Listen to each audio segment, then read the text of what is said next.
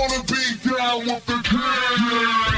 It's the Sports Kings. Sports Kings. Big Mike. He might fall off the wagon in the next 10 minutes. And Rob Calloway. It's about bringing talent. It's not about all the flash and glitz and glam. Not your average sports talk show. The Sports Kings. This is NFL legend, Work Done. This your boy D. Howard, a.k.a. Superman. I'm Jerome Bettis, the bus. It's Cam Newton. Holla at your boy, already. This is Hank Aaron, and I'm down with the king. Tell a friend, Kings is back. That's right. Tell a friend to tell a friend to tell a friend. The Sports Kings podcast is back for hour number 2 on a Monday. Being brought to you via Spreaker.com. Make sure you guys tell a friend to tell a friend as well to contact us and follow us and do all those good things on our social media sites, Twitter, Instagram, and Facebook. All three tags are the same, at Sports Kings Live. You can also email the show with any type of concerns or criticisms, comments on anything you hear during the podcast. As well, if you or anyone you know would like to sponsor or become a sponsor of the podcast, we definitely appreciate it. Go ahead and email us. Once again, the email is sportskingslive@gmail.com. I'm Big Mike. I want to welcome in, hopefully I'm welcoming broadcaster Rob Calloway. We spoke with fan Rob Calloway in the last hour, talking about his beloved Atlanta Braves. So this hour, we'll talk to broadcaster Rob. Broadcaster Rob, are you there? Yes, Michael. See, that's you guys all formal now. It's like Michael, full government situations coming out now. It's all formal now. When before it, you crazy as hell. What you mean? The Braves gonna be bad? In word, please. it just switched up like immediately. Oh. What did I just tell you before you hit record? What did I just tell you? I don't know what happened. Oh yeah, I'm the biggest a-hole, you know. Yeah, remember that girl called us when we was at CBS. She called us like, I shouldn't be proud of that. I was like, why? Why shouldn't I be? Like I don't even know why not. Maybe I shouldn't be, but I don't know why. Oh, and as well, this hour definitely is being brought to you by the N-word, and you'll find out why here in a minute. You already know why, but yeah. Anyway, tonight, Championship Monday. Woo! Wait a minute. Oh, wait. I don't want to do that because I have stuff here now. Yeah. Championship Monday, everybody. Yeah, give it up. Championship Monday. All right. Just wanted to do that since I have capabilities to do it now. I don't want to just freaking, be a D-bag about it and not use all the resources that have been allocated for my use. Yeah. So, Saturday, it happened. It happened. First, before we get into what happened, or the it that happened, Duke pushed it in against Michigan State by 20 in the first game. Yeah. And, no one saw that coming because at the beginning, it was like, whoa, Michigan State, why shooting the lights out? Everything dropping. But you know what eventually happens, everybody? College basketball happens. That cavalcade of missed shots and emotional immaturity and turnovers. Yep, happened just that way. The same way I just said it, it happened. And the better team, the talented guys, the ones who were wearing white, were like, cool. We'll take this 8-point lead and we'll raise you 20. These dudes, look, Rob, these dudes went 6 minutes. Like Dougie Fresh, dog. Like 6 minutes at the end of the first half and didn't score a damn point. Ooh, if that doesn't just reek, like you don't just smell the college basketball in that statistic. Because that's you'll never hear that statistic in the NBA game. Like somebody would foul somebody or hit a free throw or like some lucky shot would go in at some point in 6 damn minutes, dude. 6 minutes. That's why I love it. Because that's why I love when people say, man, that was a good game. It had some good moments in it. Because all that happened is these young kids ran up and down the court. They missed a bunch of layups and a bunch of wide open jump shots. And at the end, some dude threw one up and it went in off the backboard. Everybody went crazy. That didn't make it a good game. Nope, not in the least bit. But anyway, that happened. Duke happened to Michigan State, and we found out why Michigan. I'm the dude that screw Cinderella. Give me the best. You're the best two teams in my championship game every time. Like to quote my guy Jason Goff, I don't need Butler. I don't need Butler in the championship game. And I couldn't agree with you more. And nobody does. You know how you know? Look at the ratings the day after.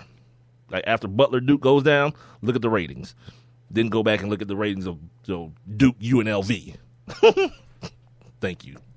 I'll take my bow and leave now. But then, Frank Kaminsky, Decker. Yeah, they did what people said couldn't be done. Like I told you, dude, after the round of 64, I was like, "Yep, Kentucky's gonna lose."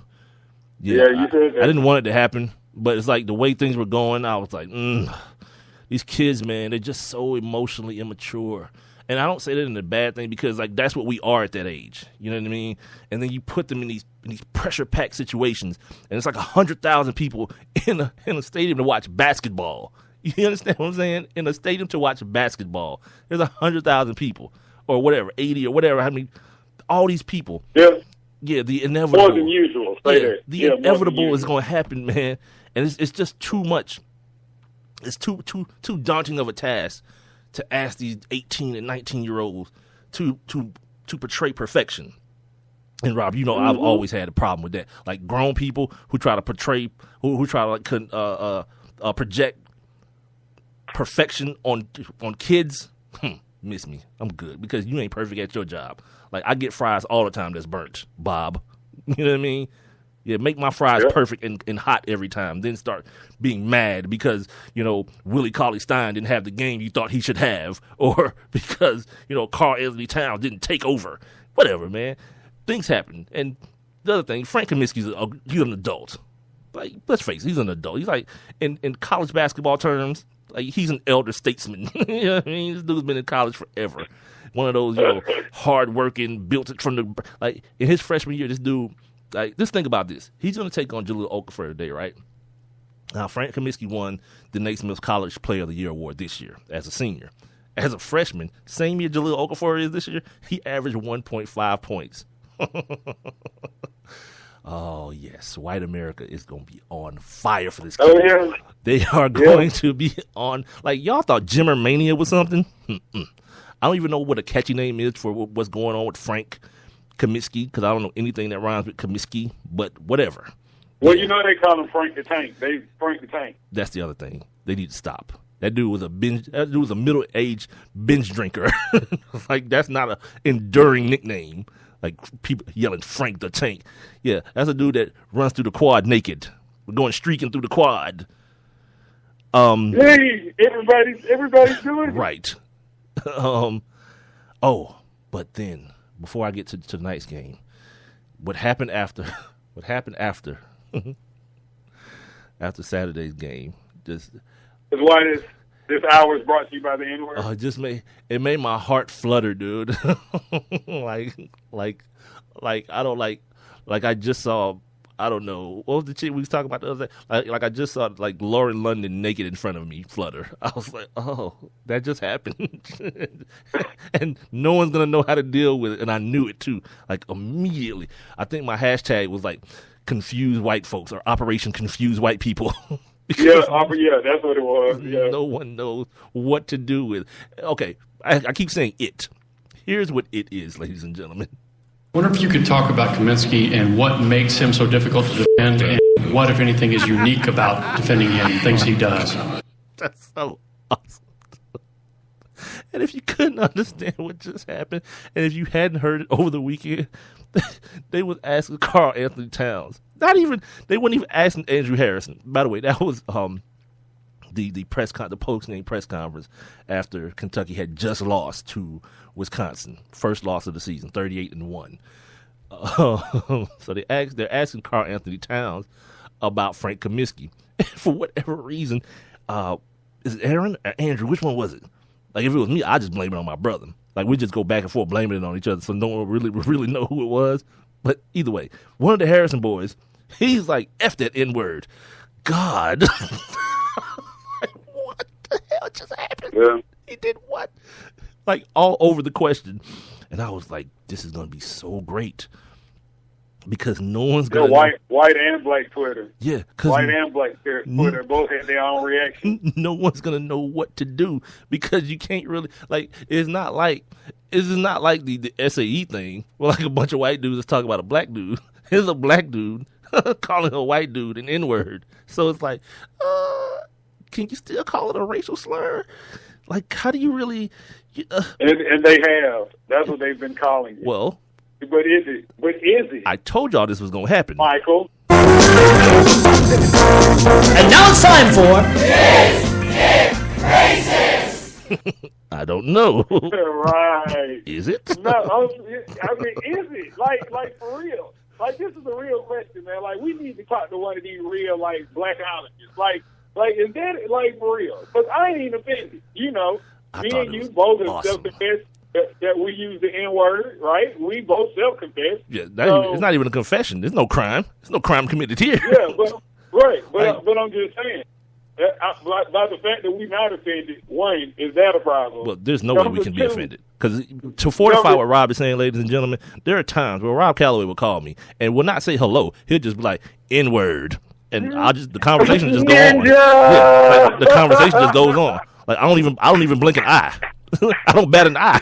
We just start having a conversation. Like, that's the greeting. So, to back up what he's saying as far as us not being offended, first of all, there's no way we could be.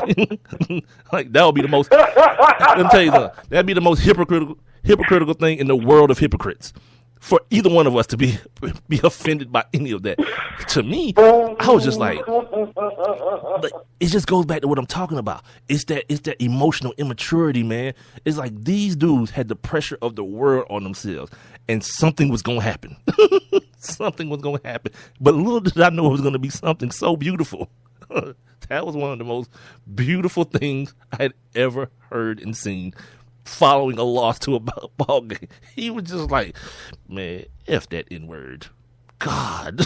Then there was the God at the end that just put the exclamation point on God. I was like, yeah, he's done. That kid is done, man. He don't want to hear from nobody. He don't want to answer no questions. He don't really want his teammates answering no questions. All right.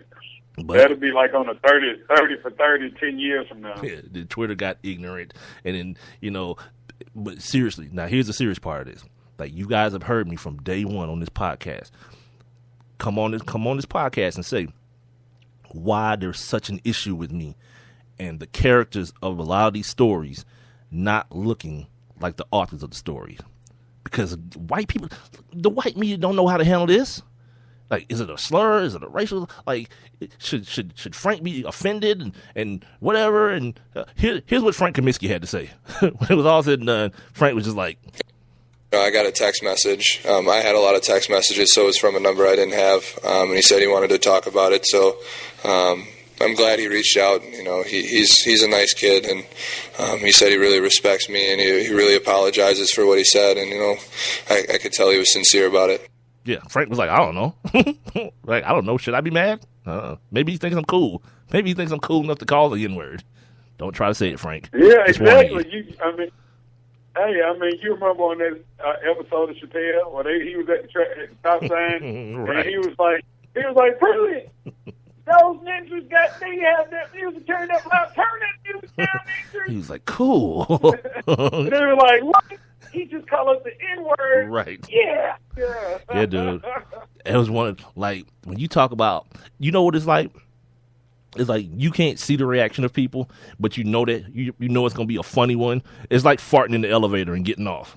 Like, when it gets to the next floor, like somebody's going to walk into that cloud. You can't see it, but you already know how funny it's going to be. Same thing. Same exact thing.